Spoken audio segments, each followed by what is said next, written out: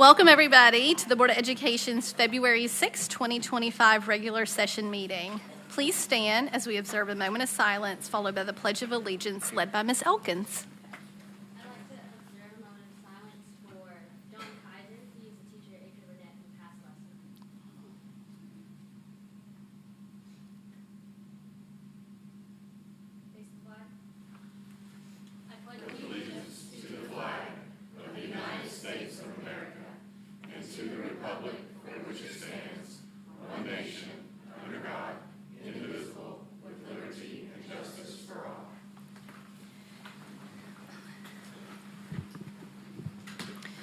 Just a few announcements. Mr. Triplett will not be in attendance tonight. And as was announced at Monday's work session, several board members will be attending the TSBA Legislative and Legal Institute in Franklin, Tennessee on Monday, February 10th and Tuesday, February 11th. The Naming Facilities Committee will be meeting on Friday, March 7th at 9 a.m. in this boardroom to consider a nomination to name the Gibbs High School baseball field in honor of alumni Morgan Wallen. The 30-day required window prior to the meeting opened today to allow time for public input. So please share your feedback with the committee by email to board.office@knoxschools.org or by calling the board office. Our next policy review meeting is scheduled for Friday, March 14th at 10 a.m. in this boardroom. Are there any requested changes to the agenda? Motion by Ms. Christie, second by Ms. Templeton. All those in favor say aye. Aye. Any opposed? Motion carries. Okay. Moving on, we have special recognition of some reward schools this evening. So I'm going to pass that on to Dr. Wilson.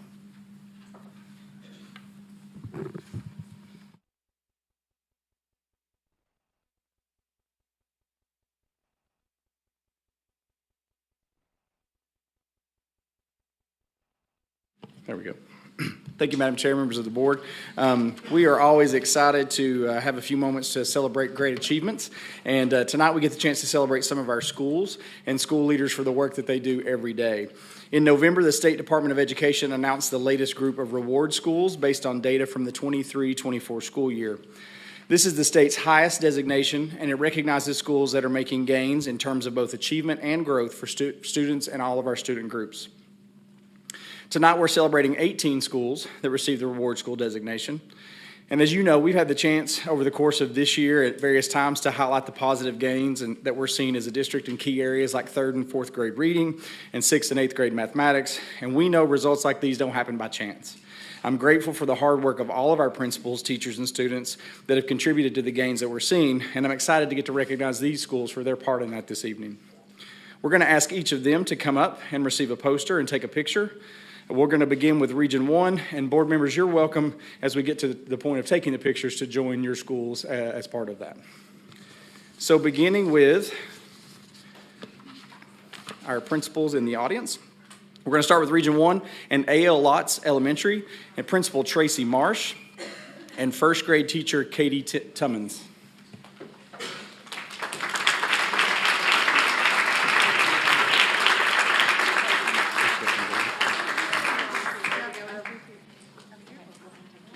Do individual pictures together.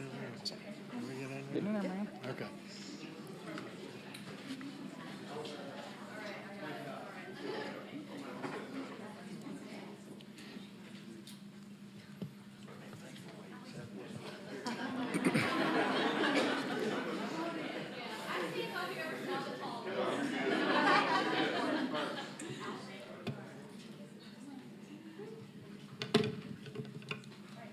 Thank you.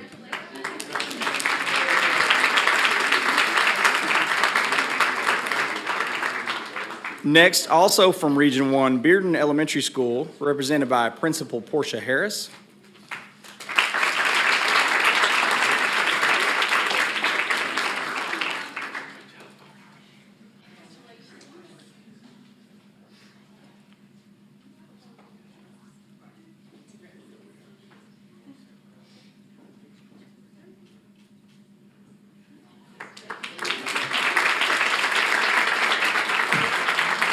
Next is Bluegrass Elementary School, who I believe is represented by Misty Jenkins. Dr. Cutter couldn't do this tonight, yes.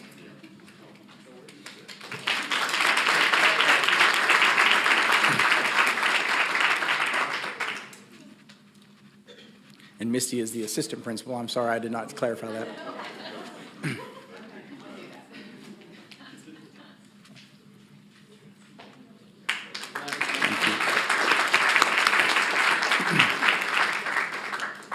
Next, we welcome Farragut Intermediate School, represented by Principal Susan Parham.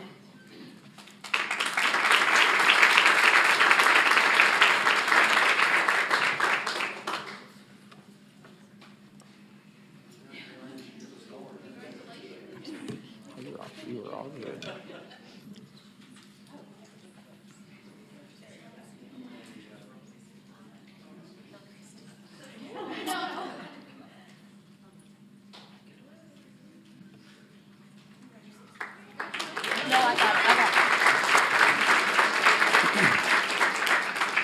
Next, we have North Shore Elementary School Principal Kimberly Harris and Assistant Principal Stacy Hilliard.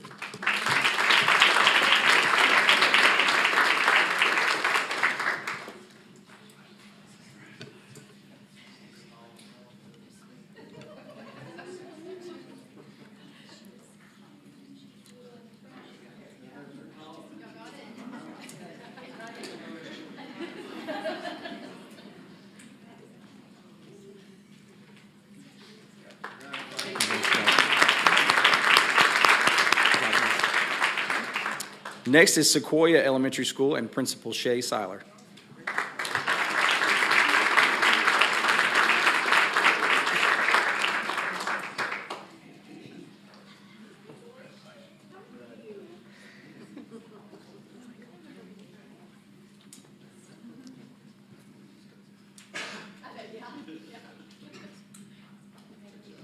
Awesome. Congratulations, Shay. And our last school from Region 1 is West Valley Middle School Principal Jennifer Vasick and 6th grade science teacher Emily Roscoe.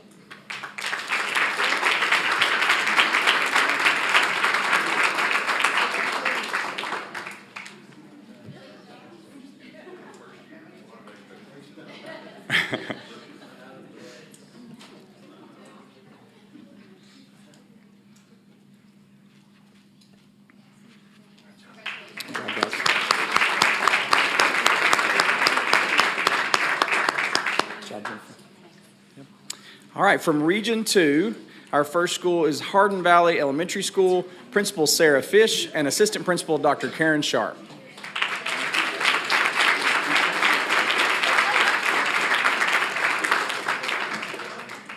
Hey, guys. Good deal, thank you.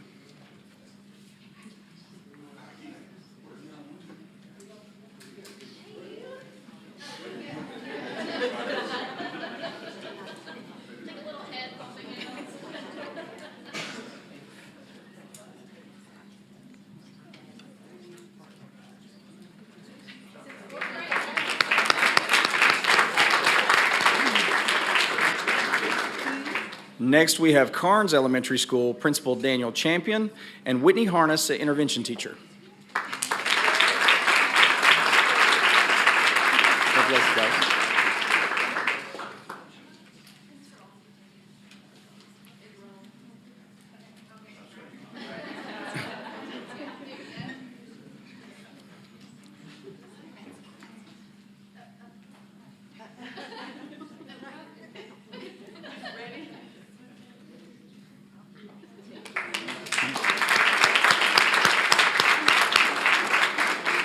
All right, and our final school from Region 2, Pleasant Ridge Elementary School, Principal Jennifer Morrell and Assistant Principal Jenny Scott. Bring them on up, yeah. Come on up, guys.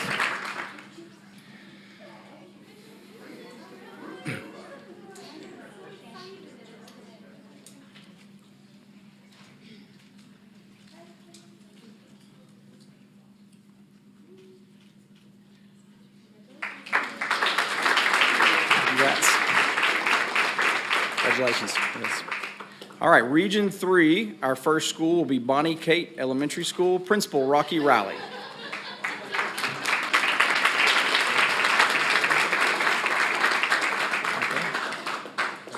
Thank you.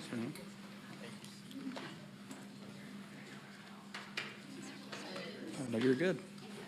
Just a problem.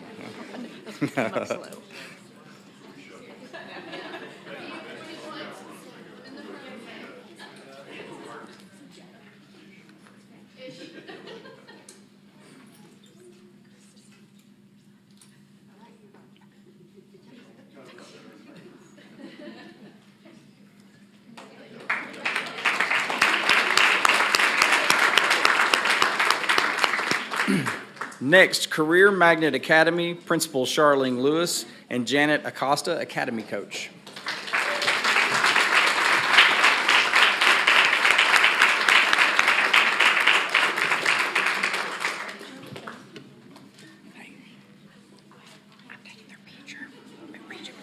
Okay. Camera's not here.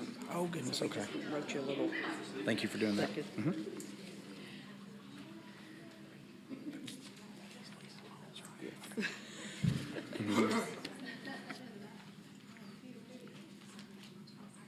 Wait, just a second. Oh.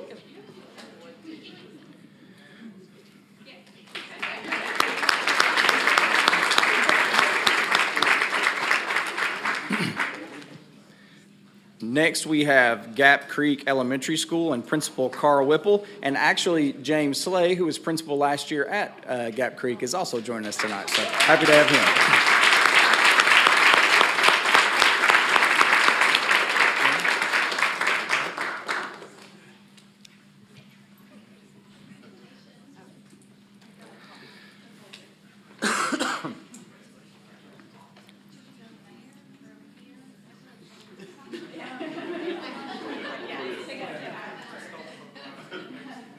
Thank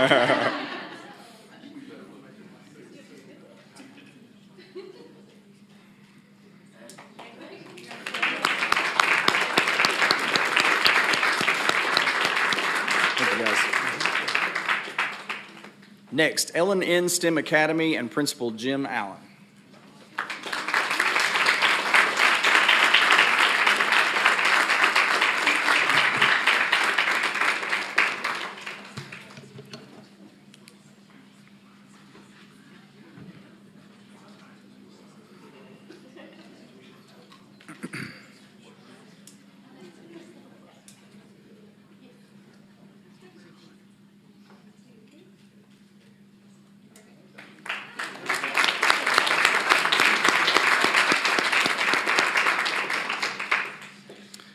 Next is Mount Olive Elementary, Principal Robert Angel and A.A. Kylie Pennington.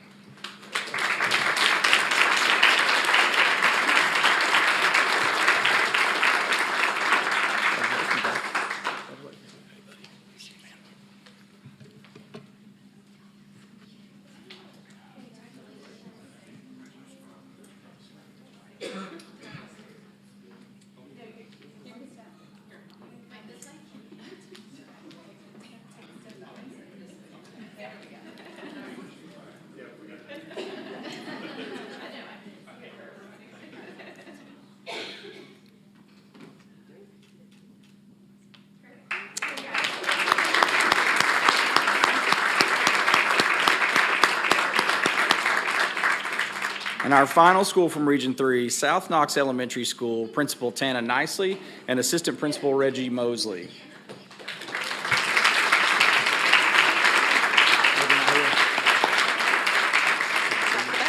Reggie not here? He's not here. Okay.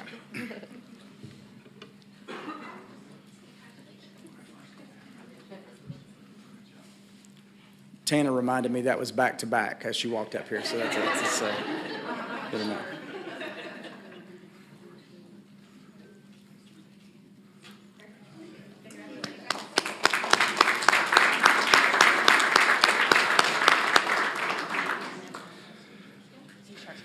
Oh, okay, good deal. All right, next up, our schools from Region 4. And first, we're going to recognize Gibbs Elementary School. Our principal, Joe Cameron, sick tonight, couldn't be with us. So representing Gibbs is Michelle Nance, assistant principal, and Lisa Moles, their instructional coach.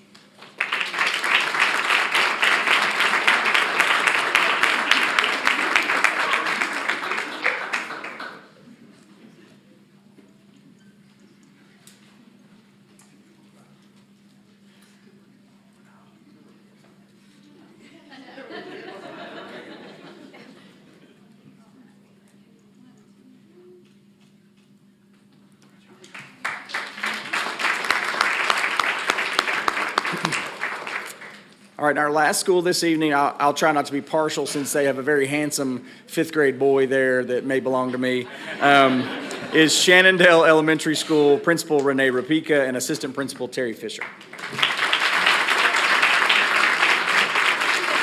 He's a handsome kid. Congratulations. Thank you.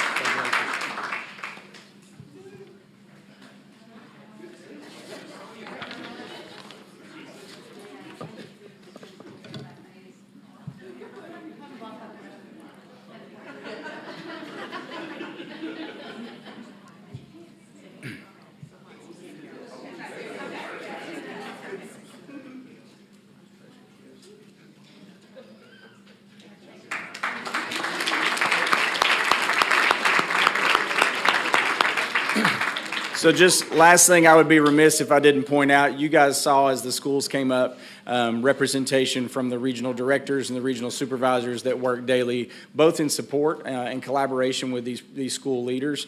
And they do a phenomenal job getting out there, working with our content and support teams and working with these principals. And just the job they do is phenomenal. So I wanted to make sure we recognize that tonight as well. So for one final time, please join me in congratulating all these schools that we're recognizing tonight.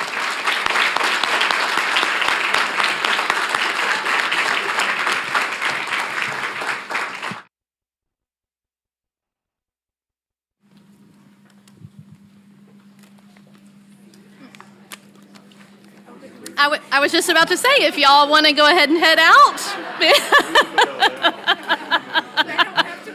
Yeah, y'all go enjoy the weather, a nice dinner. Congratulations again.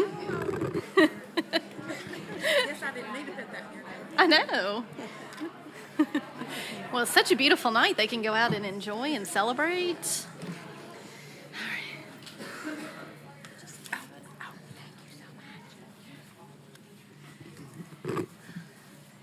All right.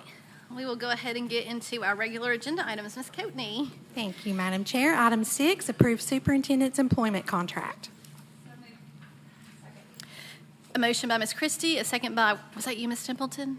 Second by Ms. Templeton. Any discussion? Yeah. Yes, Ms. Fontenot Ridley. Coming in as a new board member, and then the evaluation happened and bam, bam, bam. Mm-hmm. Even though I was in the classroom for so long, I had no idea what some of those things meant. So I would like to make a motion to push the evaluation back to June so that when the new board comes in 2 years, they have an entire year to think about the evaluation. And it will also line up with the fiscal year, right?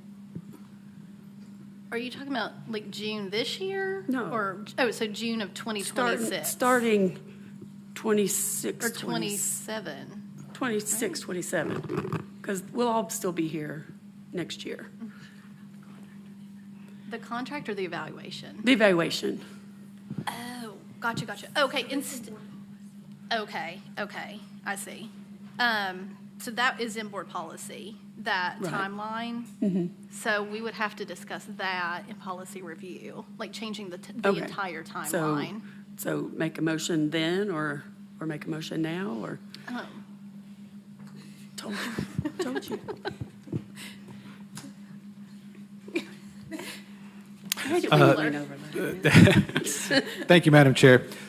So Ms. Fontenot Ridley, because it is a policy, you would have to make a motion to change the policy. And I know that this board has a habit of taking policies to policy review before making substantive changes. So, so because that's what you want to do. And believe me, board members are free to make motions at meetings anytime they want.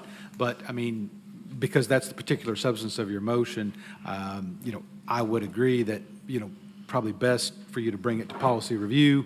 And then, I mean, there's time between now and next June to do that. So, I mean, that's what you can do. Yeah. That's good. Yeah.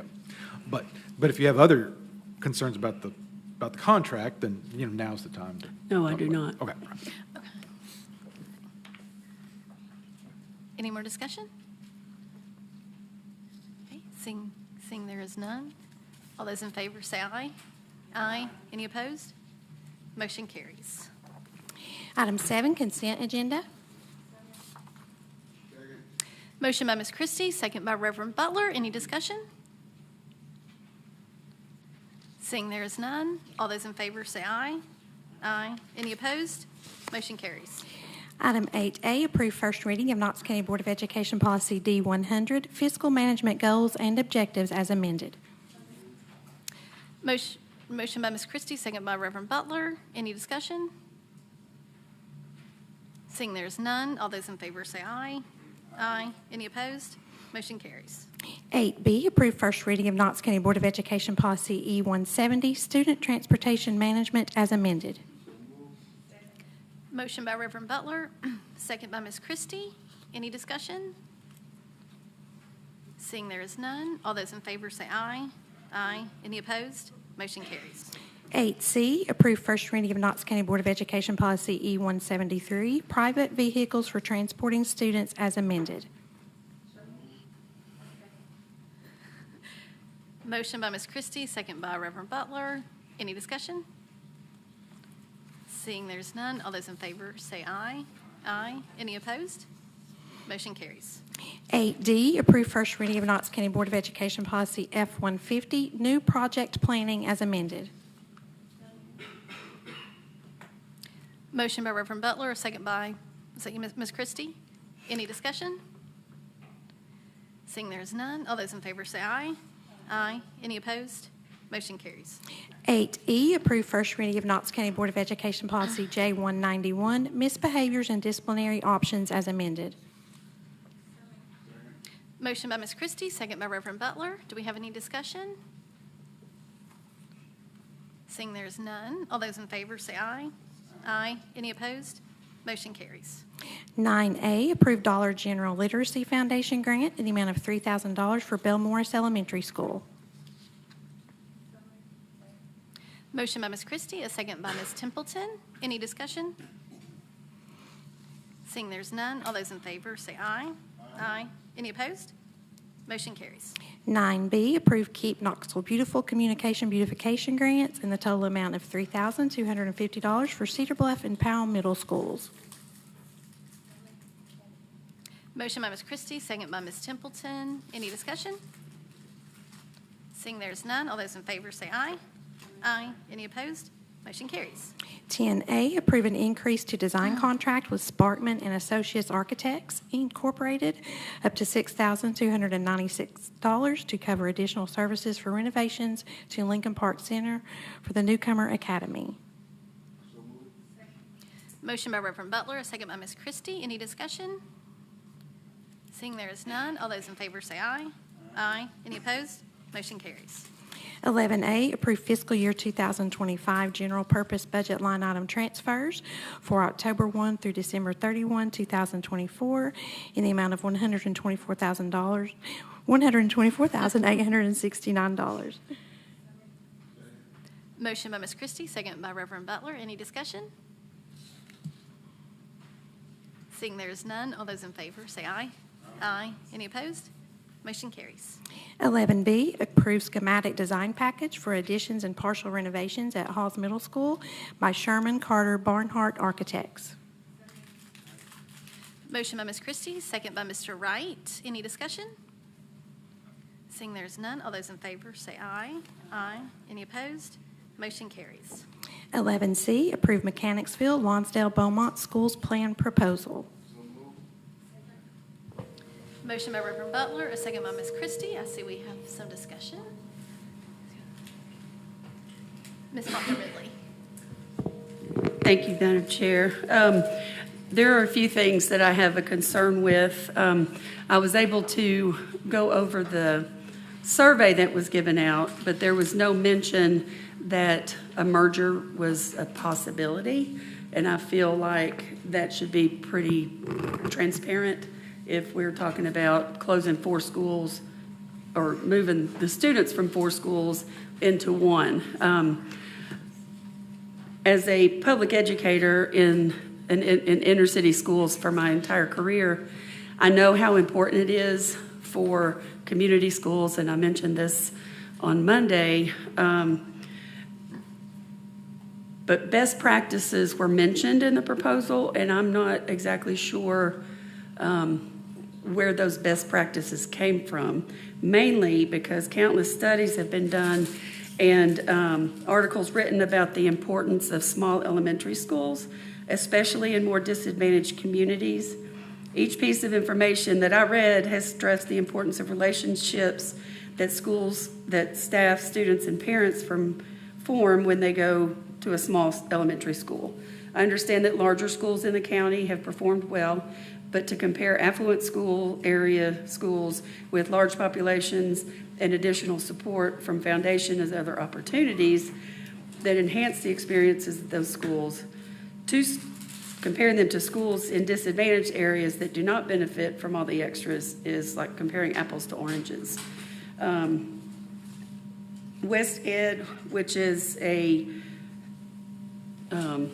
information policy company out of California, in an information analysis states that smaller is better when taking into account how disadvantaged the communities are. Poor and minority students benefit most from smaller population sizes. Positive changes that smallness invites include the forming of strong personal bonds, parent and community involvement, simplicity and focus, and improved instructional quality, improved teacher working conditions and job satisfaction, and built-in accountability. Not to beat a dead horse about me teaching, but going from teaching in a school with less than 500 kids in any given year to representing a larger schools in District 3 has been a real eye-opener. While I've witnessed how great the larger schools are and feel of the smaller schools, and the connections between children and pretty much every single adult in the building is so special. Every school has its own identity, and to assume that a child who struggles sometimes to just get to school will rise to the challenge, it's not something based in reality. Investment in the neighborhood schools could be something great. Would it be wrong with using the funds allocated for the new school to bring the smaller schools up to the programming levels of the larger schools in the county? And as for raising scores, that money could be used for support such as tutoring, after-school opportunities for students who are struggling. I've seen firsthand how these supports have been helpful and brought big results. In addition, I've heard from some parents of schools in the affected schools, concerns lie with the fact that the current proposal is a building proposal only, with no programming that will be offered. To make a deal before any indication of the impact on the school communities involved is troubling. I would like to see a concerted effort and promise that certain opportunities remain, such as the arts program at Beaumont. I would like to suggest we table the vote, if that's a possibility, until more information and input from all parts of the community and the school staff. I know that there's at least one of the administrators involved in one of these schools whose doctorate is in urban education. So to not try to gather information and opinions from the administration, I think we've missed an opportunity to actually see kind of how they feel. So.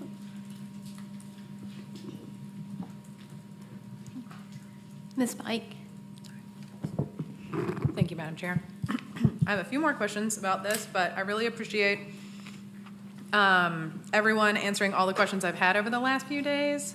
Corey, Keith, Garfield, and I, I know that this is, building a new school is always a big deal and comes with lots of questions. I was wondering if you could talk a little bit about how you came up with the total number of students that you would plan for this school. I know you touched on it a little bit in some of it, but just, you don't have to go too in-depth, but just, as I remember, I think it was 1,000 elementary school, 500 middle school. Is that correct? Yes, Madam Chair, Ms. Bike. So yes, we're looking at projected numbers and then working with Knox-Knoxville Planning, also with the development in that area and with the current population of students. That's where we came up with the numbers of 1,000 and approximately 600 middle school students. That would bring those students back into their community. Mm-hmm. So it's the students that are at the current schools will, or the zoned, because I know that those students, this is going to take years. So we're not talking about those specific students, but potentially the families that are zoned for those schools, will some of them end up being zoned for other schools? Or is it every family that's currently zoned for those plus more? So the plus more would be the students that are currently bused out of their community. They would be coming back to their communities. Okay. But for the ones that are zoned for and currently in those schools, none of them would go back out to other schools? That is correct. Those Okay. students would not be farmed out of their communities. Okay. Thank you. Next question is that do you expect to have the same kind of number of transfer students that would want to go to this school and be able to allow that space for them? So the current numbers that we have does accommodate for the transfer students. Mm-hmm. I can't speak to what that looks like in the next 5 years, but I will say traditionally the numbers that we have with the projected numbers are pretty sufficient to hold those students. Okay. Just to put it in perspective, the school has 247,000 square feet approximately. Yeah. And next question is, I'm curious if you've looked at the distance from the 3 schools that we're talking about to the rural high site.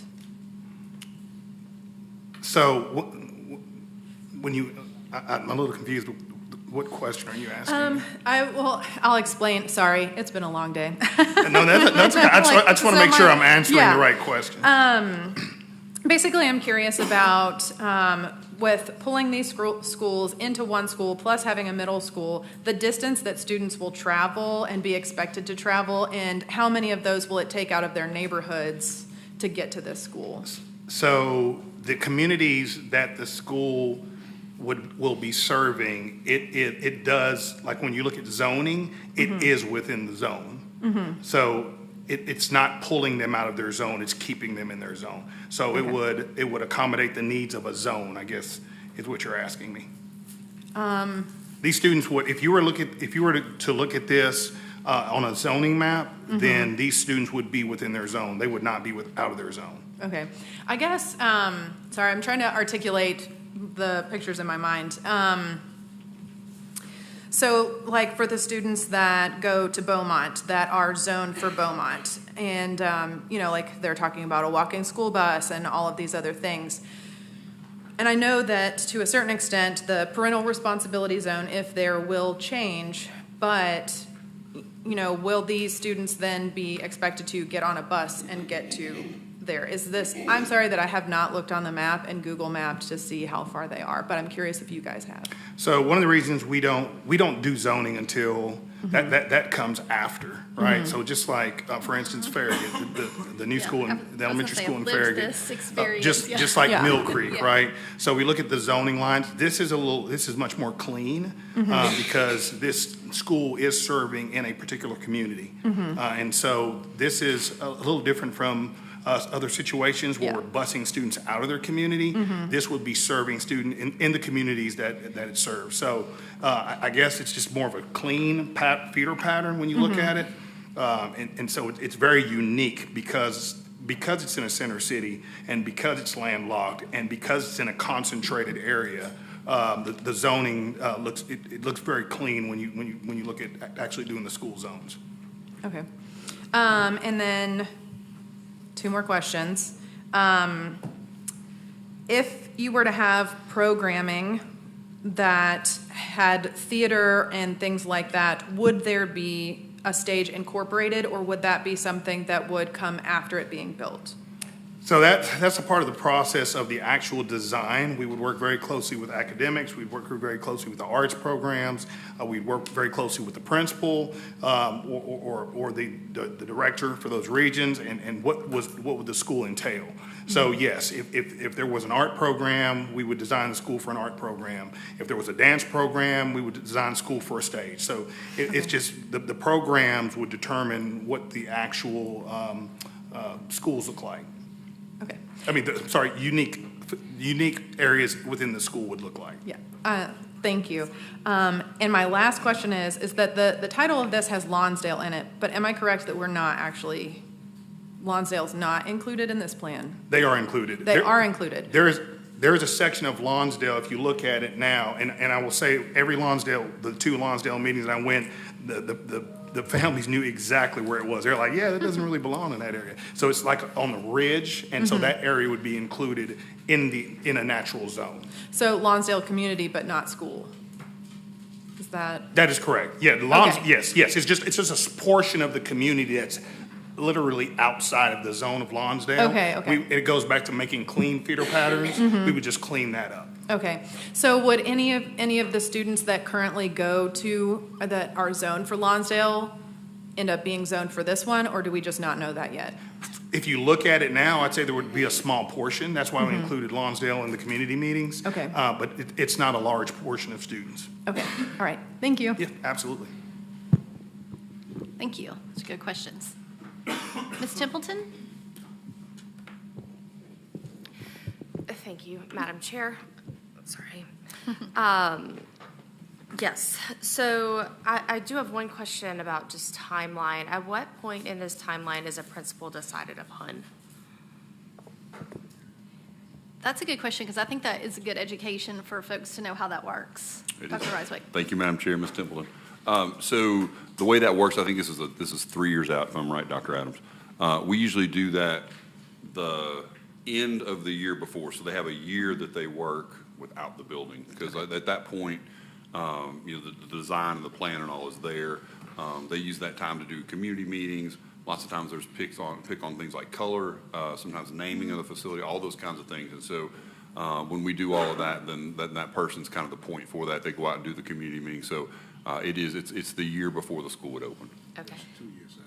Correct, 2 years out. If it's 3 years now, it'd be 2 years out before Yeah. we name that person. They have a full year to work, basically without an operational building, and go from there. I think we did it most recently with Dr. Schaefnacher at Mill Creek, had the year before to work Yeah, and do and I'll say community. it was a really cool process to see that, because what she did was she didn't have a building at that time, but what she did was work out of the schools that it was pulling from. So she really got to know those communities, and so it really helped set the culture for Mill Creek. And she built her team. It was really cool to see from start to finish how it really kind of builds the community, and then the community gets really excited about it. Right, and I appreciate that there's a process in place, and that the community is a part of that conversation, and led by the principal, who's going to be doing the work, doing the really hard work. I absolutely appreciate that. I do believe, however, that we are in a very unique situation with this property and with these particular schools that, you all heard everything I had to say on Monday, and I don't feel the need to repeat all of it. And we've all received a lot of emails from the community this week, which thank you to everyone who has sent an email. I know this is somewhat anecdotal, but it really is important for us to hear from our communities on the impact of any of our decisions. So Anecdotally, thank you to everyone here who's going to speak on this, and also thank you to all of those who have reached out via phone and email. So that aside, I want to take into account the words that people took the time to reach out and say. This community is somewhat unique because it does have the school that receives the most transfer requests in it because of its arts integrated curriculum. And that's something that I believe the community has already gotten behind due to the... Nope, you're good. I thought it was myself talking back to me. So We've I'm all here for been that. there. I was like, I'm think hearing voices. I It's think fine. everybody looked to see if it was their phone. No, it's good. You're good. We've all been there. We've all been there. No, but I do want to recognize that this is a unique opportunity because Western Heights has had a lot of conversation about what their community can be and what they want to get behind. And that is seen in the Western Heights Transformation Plan.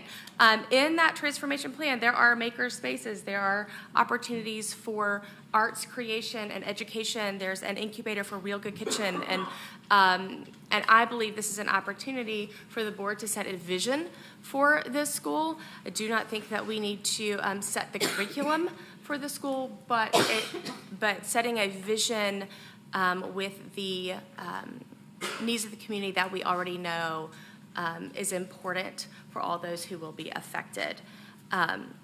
So I would like to amend the motion.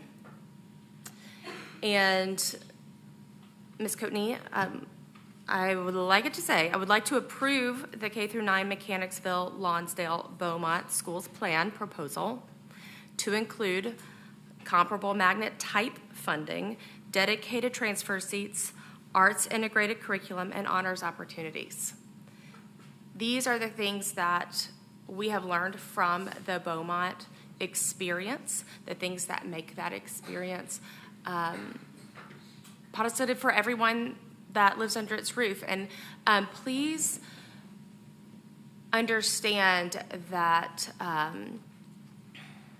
this plan, I recognize, affects the Westview families as well as the Maynard families, and I want to be sensitive to that because they are doing incredible work under their roofs as well. So let that be on the record that I understand that.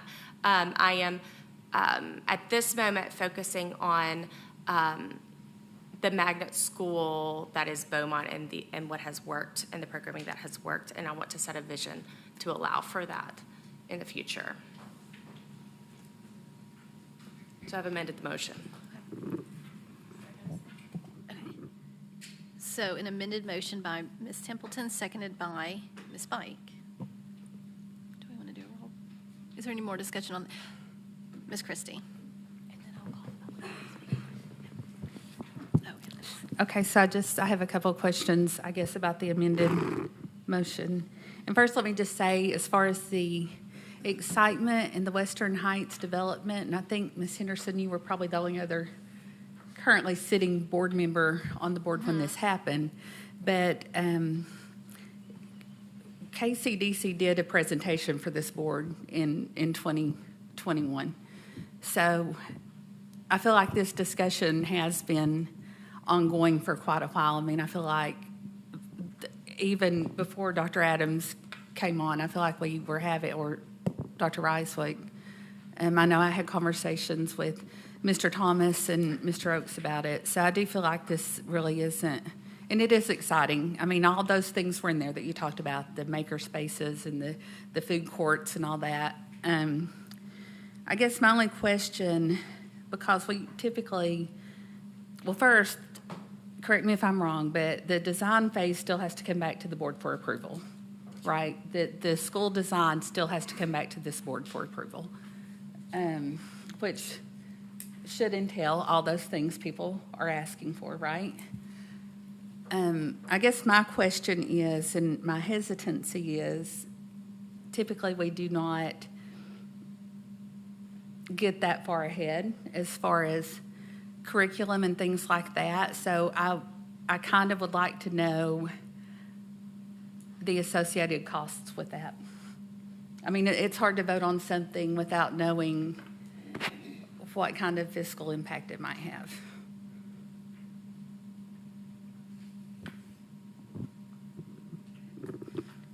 Ms. Morgan? Thank you, Madam Chair. I wanted to just reiterate, this was mentioned Monday, but at hearing that the community wasn't given a chance to speak into this and that kind of thing, there were 8 community meetings, is that right, Dr. Adams? 8. When we did the Farragut solution last year, we had 3, and that was a lot. I was at all of them. 3 was a lot. 8's a lot of meetings. They were made accessible in multiple languages. They were at different times of day so that people could attend them. I do think that 8 community meetings is a lot of opportunity for people to ask questions and voice their concerns with things. So I couldn't in good faith table this or anything like that. I think all of the appropriate steps and measures have been taken. Additionally, this is Reverend Butler's district. He knows this community. He knows what this community needs. He has spent years working on this with the KCS staff and with his constituents in his district. And I think it's overstepping for a lot of us in different districts to say what we think another district would need and what would be best for their community. So Dr. Butler said on Monday that he ships this, as the kids say. My kids will die that I just said that out loud. Don't tell them. But that he fully supports this. And so I defer to him. You support it, Dr. Butler. That's what you said Monday. I could have used it totally wrong, too. I'm not a student, clearly. So I go with what Dr. Butler says. Again, it's his community. He knows. And I support him. Ms. Elkins may be like, she is crazy. I don't know what she just said. But I respect what Dr. Butler has done in the work there. So I think if he supports it and is on board, and that's the recommendation from our staff, that I support this proposal.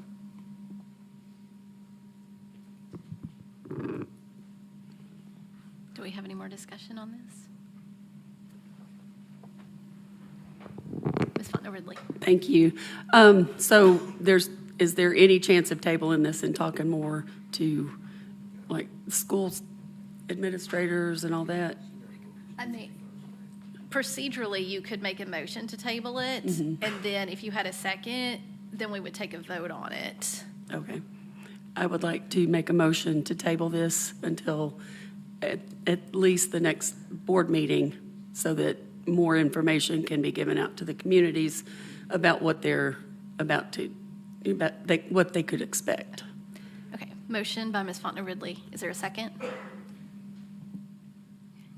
Okay, seeing there's no second, that motion fails. So we're back then to the amended motion. If there's no more discussion on this, we do have a public forum speaker on this item that I'll bring up. And we can have, Dr. Butler. Yeah.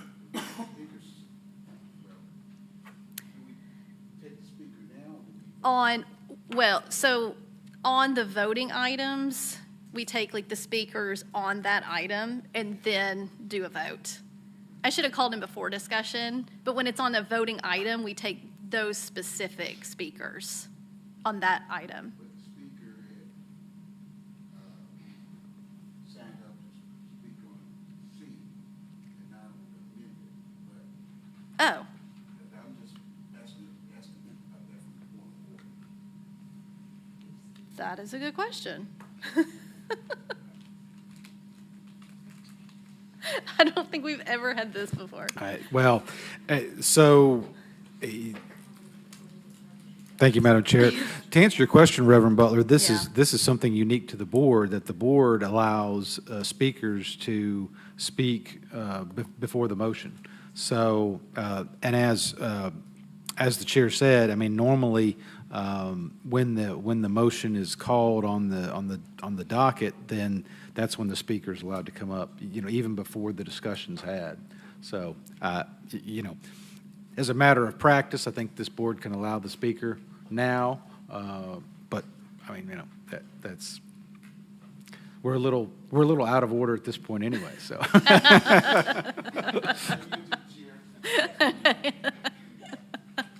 Mr. Jernigan, would you like to come up? You will have 3 minutes. Just state your name and county of residence, and welcome again this week. I appreciate the opportunity to speak. Thank you for giving me the opportunity. The work that has been moved forward to create the opportunity for this new school has obviously been massive. And as I mentioned on Monday night, the alternative location that I'm suggesting for this school is the Knoxville College property. I sent an email out to all the board members earlier today, and then I brought the copy of the email that I sent as a handout with a little map attached so you can see exactly where the properties are that I'm discussing. The situation is that the debt owner of the $4.7 million first mortgage on the Knoxville College property is offering it to the Knox County school system to be able to purchase that note. That would give the school board the effective control of the 54-acre site. Of the 54 acres, approximately 11.5 acres is already zoned for 256 housing units. It does not appear that there's any kind of difficulty or environmental condition with that 11.5 acres. It's generally flat to rolling. It has great road access. It is exactly the kind of rectangular property that is easy to develop for a school with playground facilities or sports fields. In addition to that property being available, there were a number of questions that I don't believe I have seen answered in the public. For example, what are the schools that are being traded? What is Maynard Elementary? What is the value that's associated with that school in the public market? Beaumont has 76,000 square feet in it on 6.5 acres. What is that land worth that's being traded to the Knox County for the rural high school site? Those properties have really significant value in the open market, I feel, and it doesn't seem exactly correct that that should be traded for the rural high school property, which the county spent 30 years trying to give away. So now we have a situation where there are real benefits to the city, to the community, to the betterment of education in all of Knoxville for the school board to move forward with acquiring the Knox College debt and therefore the ownership of the property to be able to make things move forward in a positive way for the public education in Knoxville. In the email, you can see that I've detailed several other questions as to what is Knox County's obligation to use these buildings. Will Maynard become UT housing? I mean, you talk about some place that you could put in 60, 70 beds for UT housing. Maynard Elementary would be the perfect location. Are there going to be any requirements on what Knox County is going to be allowed to do? So these are things that I think deserve further discussion.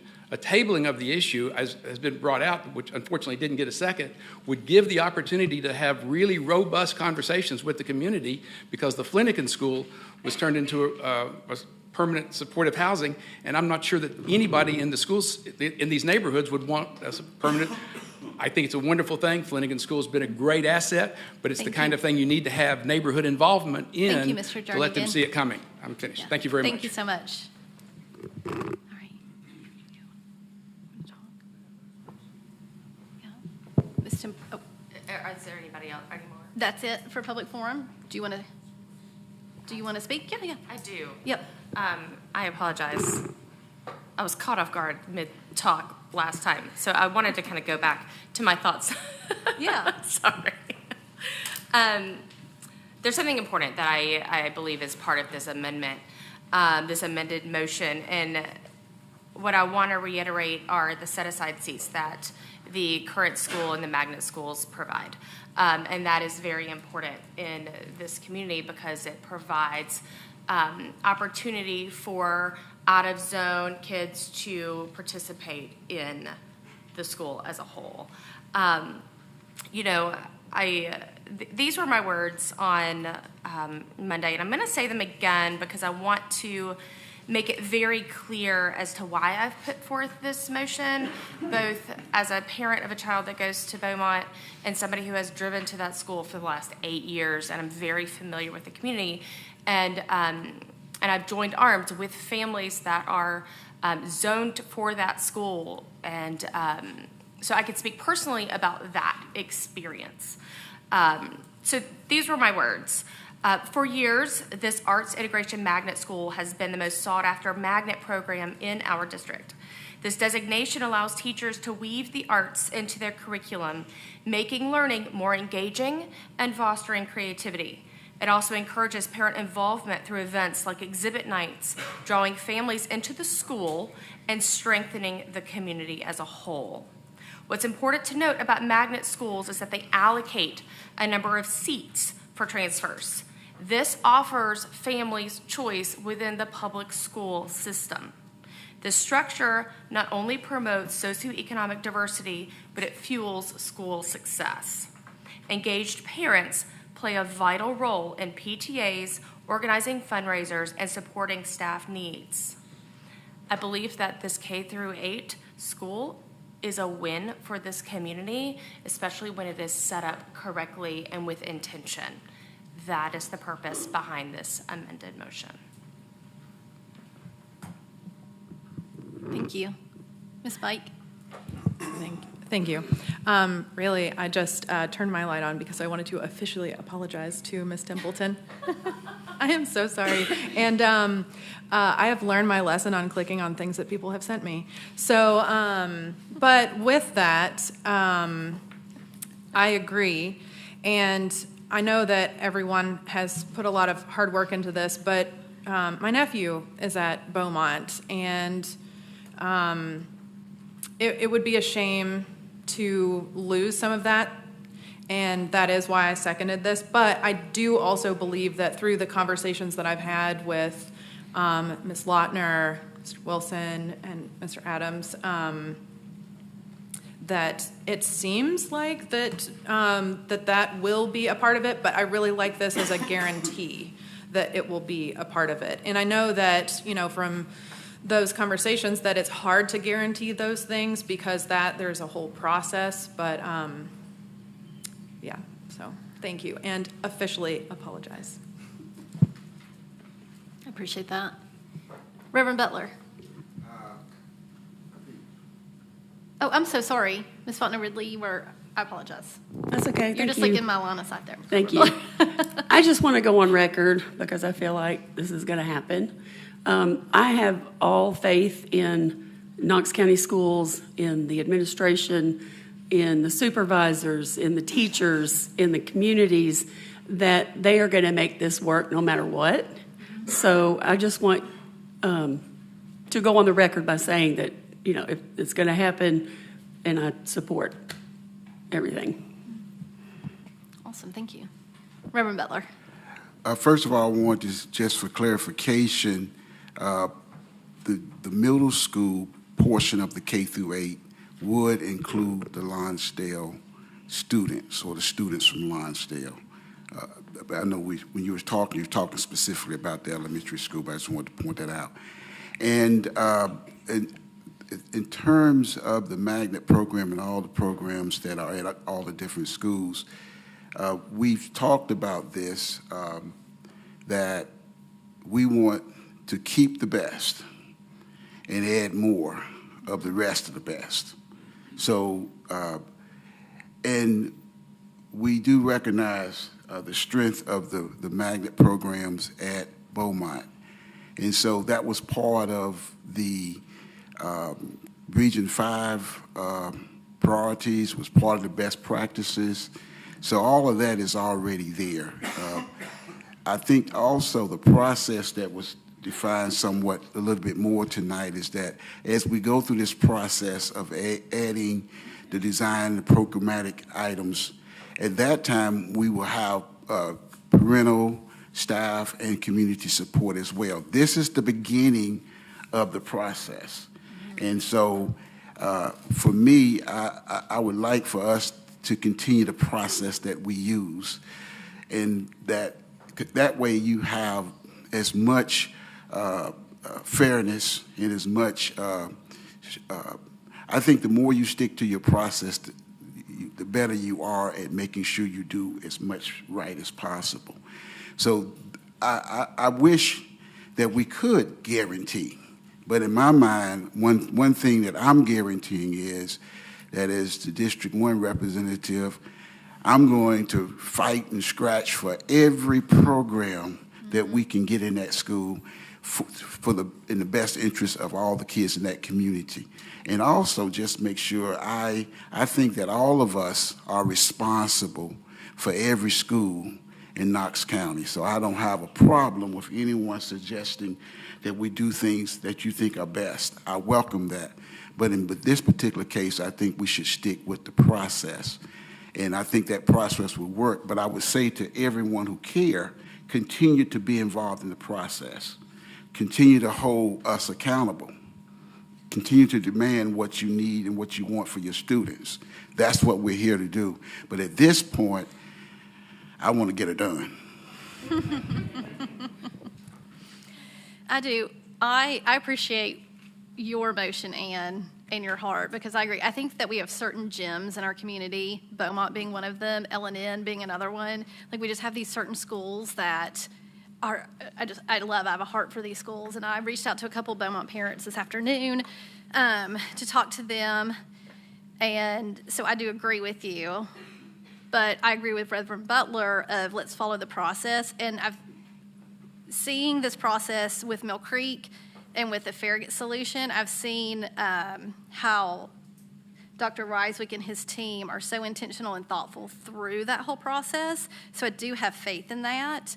So while I love your heart and I love that you brought this, I'm going to have to agree with Reverend Butler on the process on this, because I do think that this will come. I do think that this vision will come, and it will include the community and the new principal and everything. So I am excited about that. And I do want to make sure that we do hold ourselves accountable, that we do have these things included. Anybody else? Discussion? Okay. All right. We'll do roll call, and this is on the amended motion. Ms. Coatney. Dr. Butler. I'll pass. Ms. Templeton. Yes. Ms. Fontenot Ridley. Yes. Ms. Bike. Yes. Ms. Morgan. No. Mr. Wright. No. Ms. Christie. No. Ms. Henderson. No. That is 3 yes votes and 4 no votes and 1 pass. Dr. Butler, would you like to change your pass vote? I will continue where I am. Okay. Thank you. So 4 no, 3 yes. Okay. That motion fails, so we will go back to the original motion that was made by Reverend Butler and seconded by Ms. Christie, which is the motion on the agenda. So, Dr. Butler. Yes. Ms. Templeton. Yes. Ms. Fontenot Ridley. I swore I'd never do this, but I passed. Okay. Ms. Bike. Yes. Ms. Morgan. Yes. Mr. Wright. Yes. Ms. Christie. Ms. Henderson. yes. That is 7 yes votes and 1 pass. Ms. Fontenot Ridley, would you like to change your pass? No. Motion carries. All right. Well, thank you for all your work, Reverend Butler. It's a lot of meetings you went to. Yeah, there'll be more. There'll be more. This is just the beginning of the process. All right, moving on to public forum. I will play Steve Triplett this evening. First up, we have Angel Jones. Ms. Jones, if you can just state your name and county of residence, and welcome.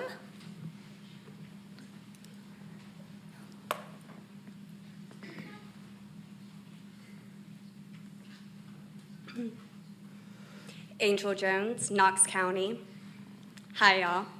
I'm a mom of 2 kids who attend 2 public schools in Knox County, and I'm here today to talk about a subject I brought up before, which is Betsy Henderson.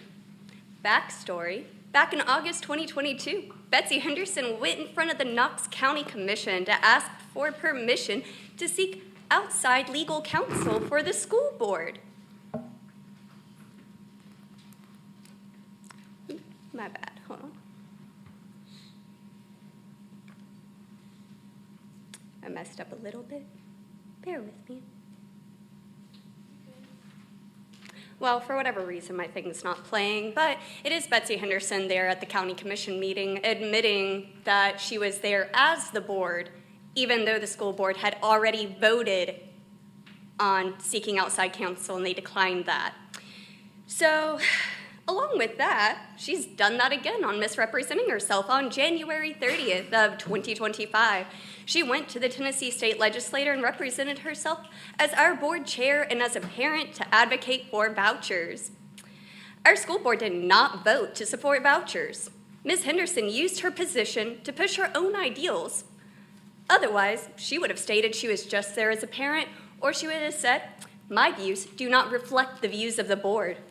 This won't be the last time that Betsy Henderson abuses her position. Her history shows that. That's why I think she should be removed as chair and as D6 representative. Thank you for your time. Thank you.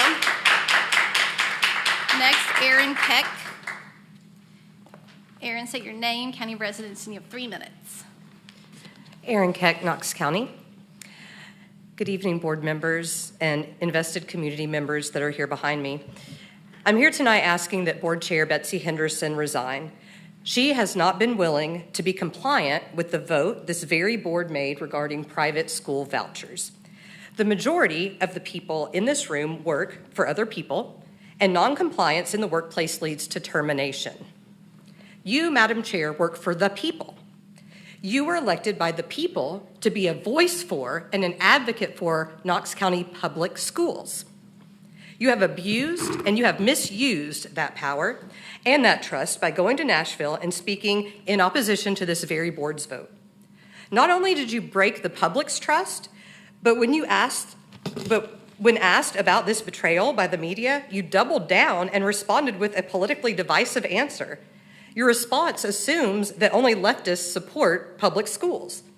So then I wonder, as a strong conservative, why did you run for this position in the first place? Thank you. Laura Bean Allen. Laura, welcome. Thank you.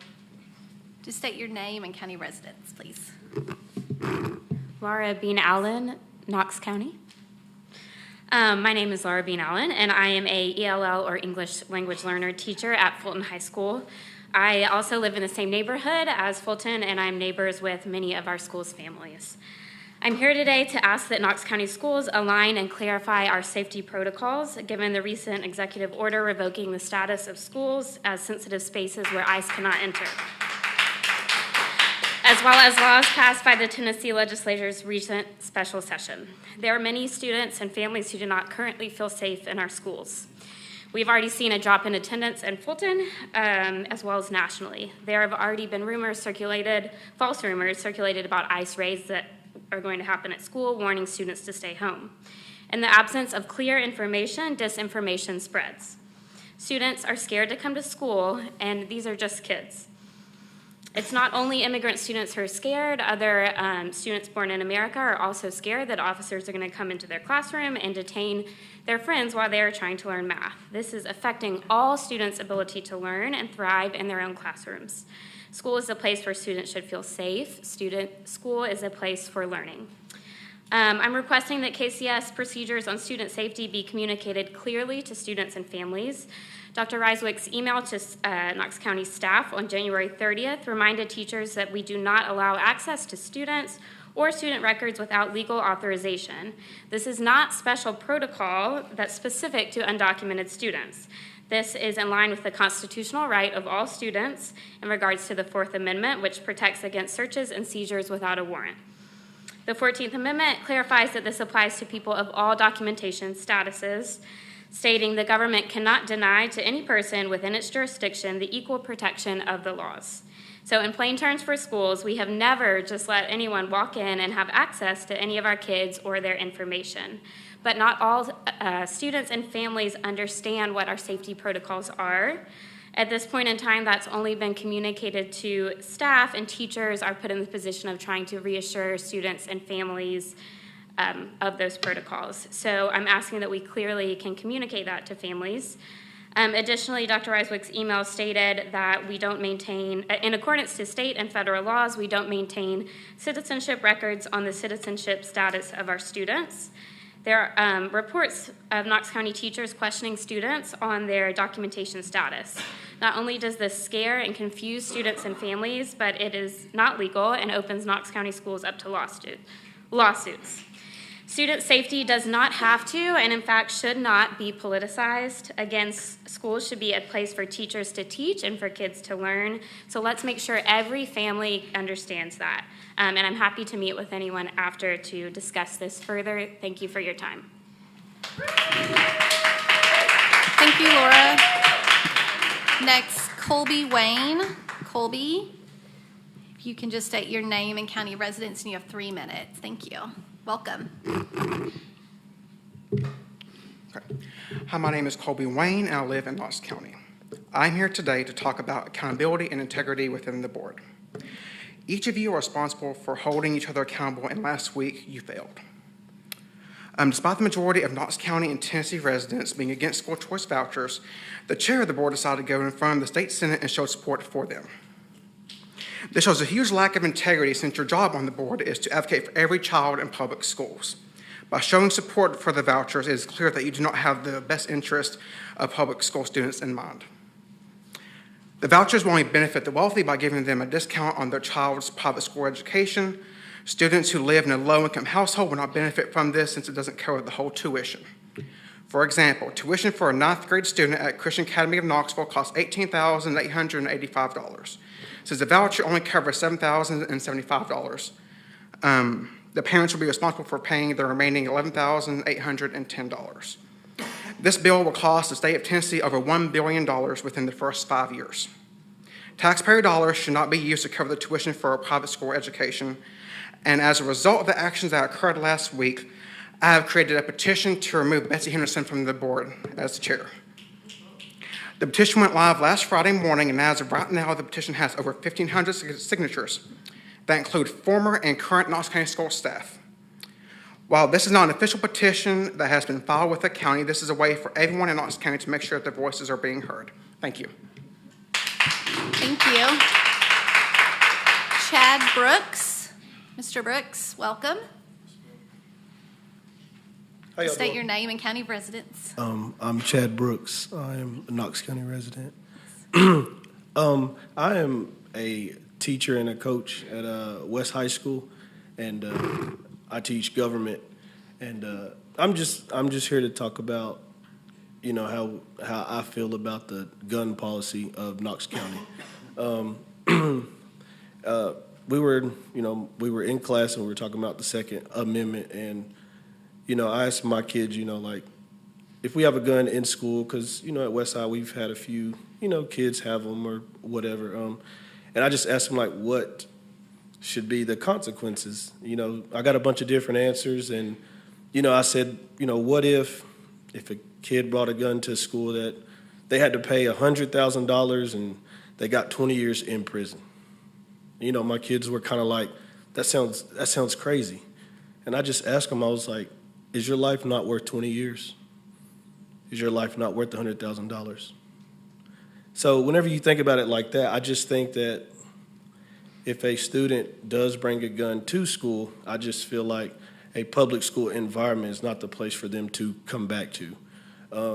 We've had several, instances that are close to me or that I'm involved in, and kids will come to school and have a gun in some form or fashion, and they'll be back in a public school, whether that be at West High School or at a different school.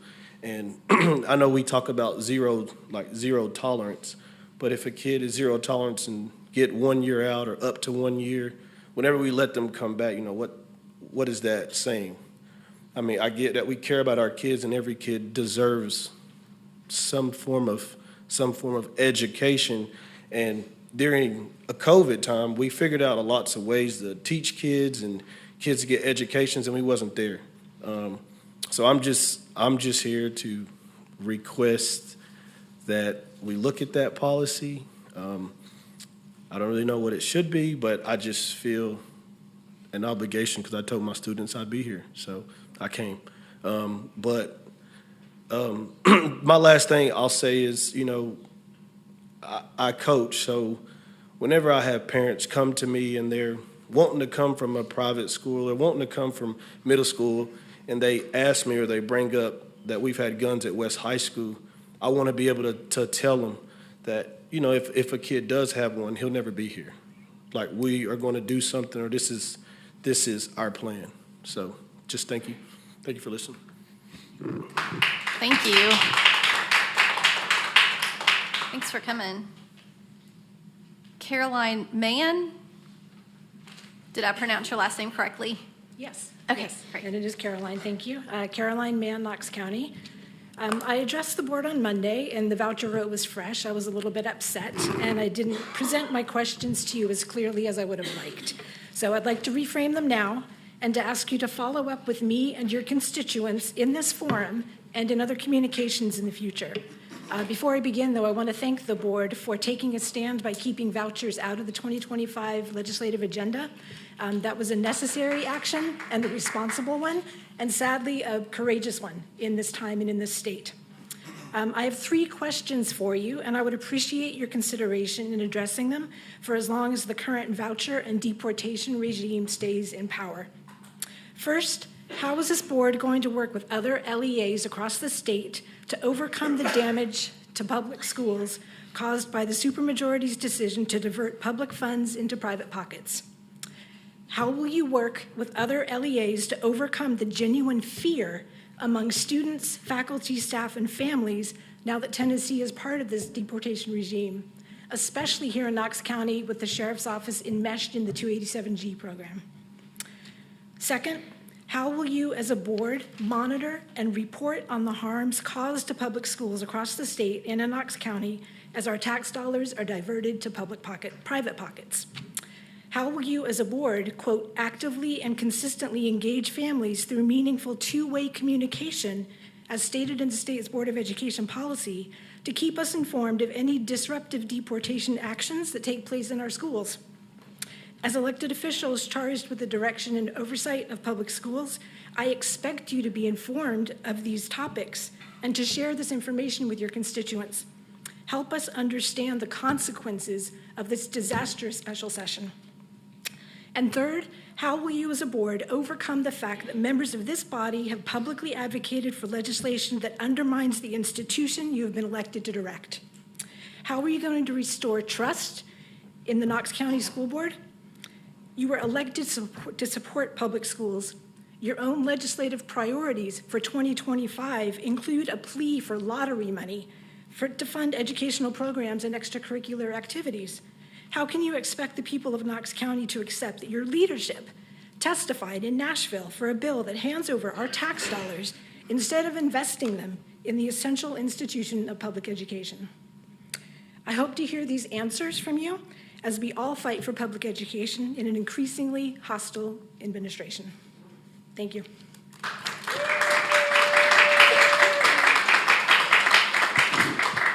Shelley Higgins.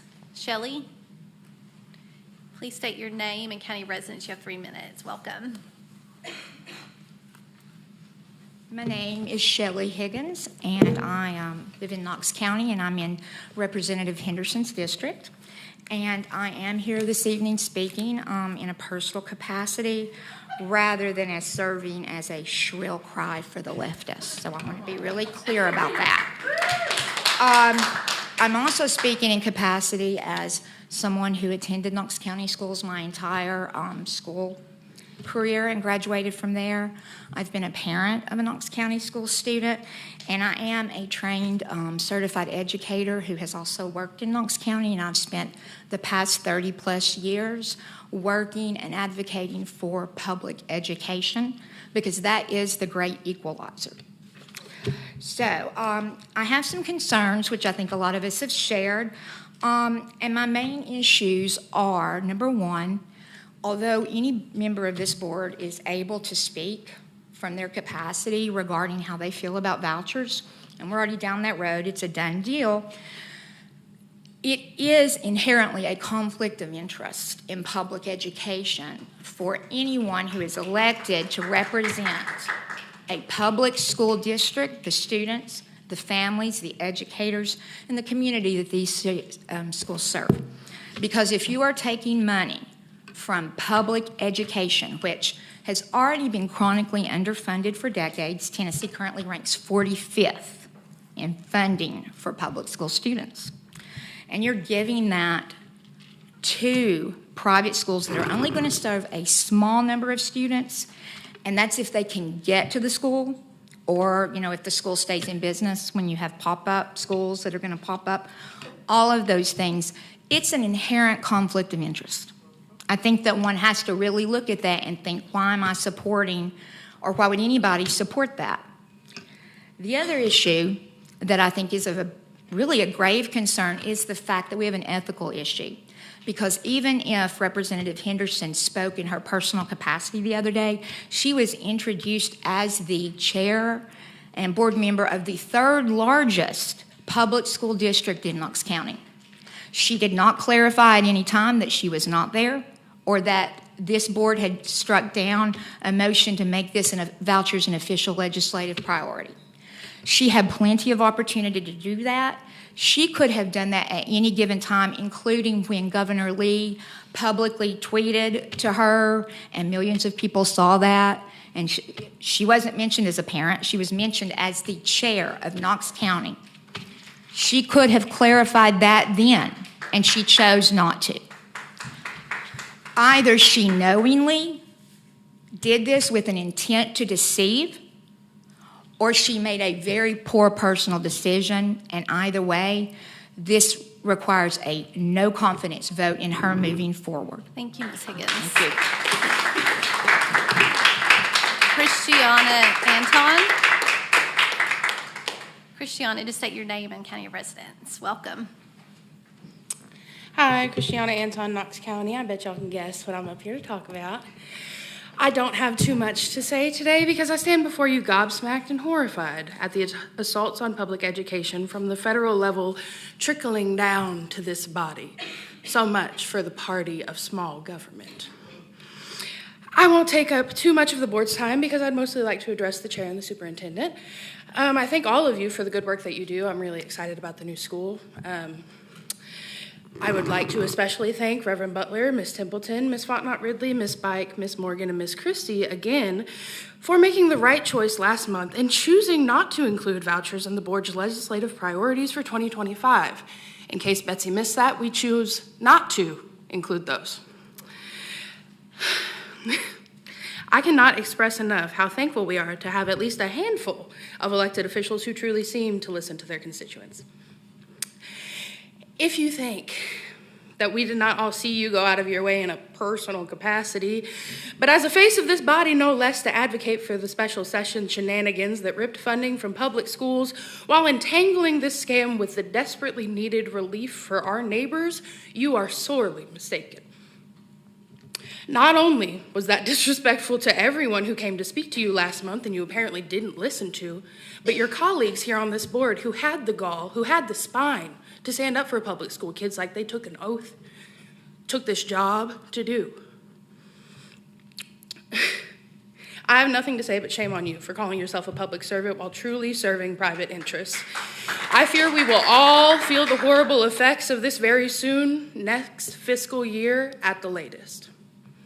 Mr. Superintendent, if you think people will stand for your staff pulling students out of instructional time to be interrogated about citizenship status without their parents or a lawyer present, without at least bringing it to the public opinion and attention, you are also mistaken. I have a feeling that this isn't in accordance with the district's policy or procedure, and I sincerely hope that it's been remedied since I was made aware of it. I would encourage you to ensure that the district's policies and procedures be reviewed and enforced diligently as we see students scared to come to school for a myriad of reasons, guns, immigration showing up, them being questioned by the people who are supposed to stand up for them and educate them. That's pathetic. And any of you on your phones, I also will reiterate what I said to the city council, shame on you. You're supposed to be listening to the people who come to participate in democracy. School officials are meant to act in the place of parents when children are in their care. I have siblings, have babysat, and am also an accredited educator who taught in public schools and so have been responsible for the lives of children. Even learned how to defend them against an armed intruder before I knew my students' names and faces. So while I can only speak for myself, I would like to imagine no caretaker or educator would absolutely ever turn a child over to anyone but their parents. I have more. You know what you're doing is wrong. Hold your colleagues accountable. Thank you, Ms. Anton.